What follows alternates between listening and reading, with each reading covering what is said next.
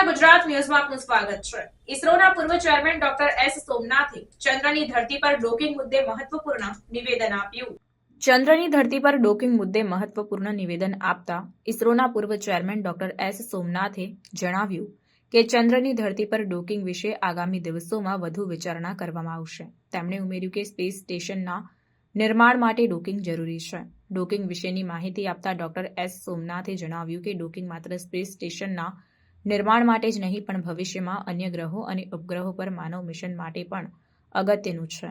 તેમણે આ મુદ્દે ઇસરોની ભવિષ્યની યોજનાઓની માહિતી આપી. તેમણે ઉમેર્યું કે ભારત પોતાનું સ્પેસ સ્ટેશન વર્ષ 2035 સુધીમાં તૈયાર કરી દેશે. આ સ્પેસ સ્ટેશનની સ્થાપનાથી ભારત વિશ્વના અગ્રણી દેશોમાં સામેલ થશે, જેઓ પોતાના સ્વતંત્ર સ્પેસ સ્ટેશન ધરાવે છે. ડોકિંગ વિષયક આ જાહેરાત મહત્વપૂર્ણ છે, કેમ કે ડોકિંગ આભાર મિશનને સફળ બનાવી શકે છે અને સ્પેસ સ્ટેશનને વધુ મજબૂત અને વિશ્વસનીય બનાવી શકે છે. ડોકિંગ પ્રક્રિયા દ્વારા સ્પેસ સ્ટેશનના નાગરિકો અને વિજ્ઞાનીઓ માટે વધુ સારી કાર્યક્ષમતા અને સુવિધાઓ ઉપલબ્ધ થશે.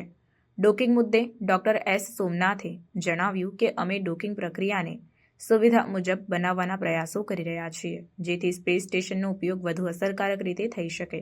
તેમણે ઉમેર્યું કે આગામી દિવસોમાં ડોકિંગ માટેની તકનીકો અને ઉપકરણો પર વધુ સંશોધન અને વિકાસ કરવામાં આવશે.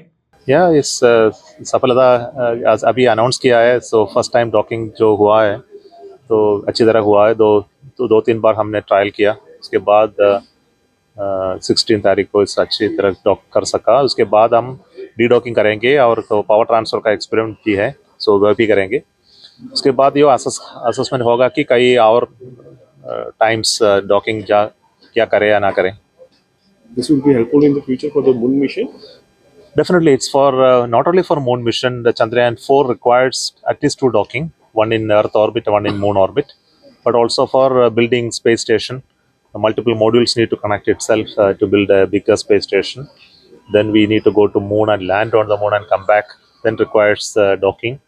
And if you want to go and connect ourselves with the International Space Station, Gaganyaan program, we need docking. So all of them require docking technology. So if it's maybe possible for the next decade, India will have its own space station. No, it's not a speculation. It is already an announced program that we are going to have a space station called Bharatiya Antariksh Station, and the first module will be launched by 2028. Government has already funded it to do that, and subsequent funding to build the remaining part will be given in due course. Our target is to build it by 2035.